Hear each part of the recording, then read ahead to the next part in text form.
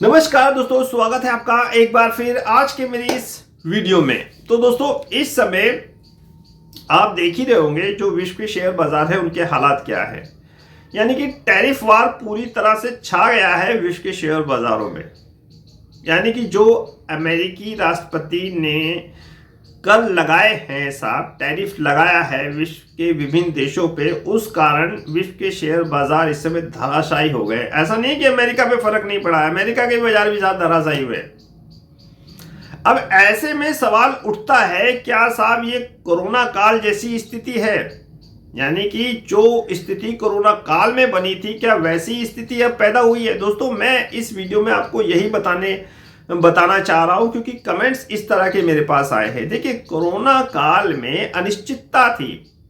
उस समय ये नहीं पता चल रहा था कि चीजें कितने दिनों में सही होंगी, बीमारी कब जाएगी। उस समय साहब लॉकडाउन था, समझ रहे हो ना। प्रोडक्शन ठप था। कुछ कंपनियां प्रोडक्शन कर रही थी, जैसे एफएमसीजी हो गई, फार्मा हो गई हैं, उनकी डिमांड थी भाई उस समय।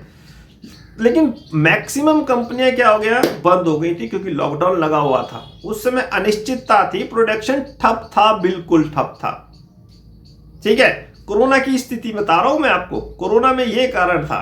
लेकिन अब टैरिफ लगने के कारण, यानी कि कर लगने के कारण भी बिल्कुल सेम स्थिति बनेगी साहब।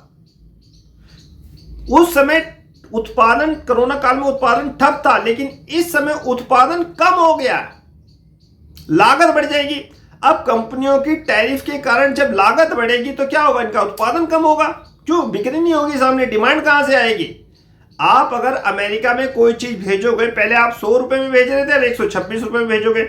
हो गया ना कंपटीशन खड़ा। अब तो जो कस्टमर है वो क्या होगा, दूसरी चीज पे जाएगा। समझ रहे हो ना बात। वो उस चीज को प्रेफरेंस देगा जो 126 रुपए से कम मिलेगी। तो प्रोडक्शन जो है अब साफ कम हो जाएगा। आज मैंने कुछ आर्टिकल्स अपने टेलीग्राम चैनल पे लगाए हैं ग्लोबलाइजेशन के लिए, कि ग्लोबलाइजेशन अब बिल्कुल खत्म होता जा रहा है। ग्लोबलाइजेशन होता क्या है, कोई भी देश कहीं पर भी अपना माल भेज दे।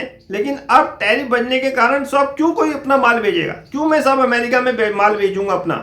हालांकि मजबूरियां हैं, भेजना पड़ेगा, लेकिन वहां की लागत बढ़ गई है साहब। अब अमेरिका ने लागत बढ़ा दी है साहब। जो चीज मैं पहले अमेरिका 100 रुपए में बेचता था, अब साहब 126 रुपए में मुझे भेजनी पड़ रही है। समझे ना।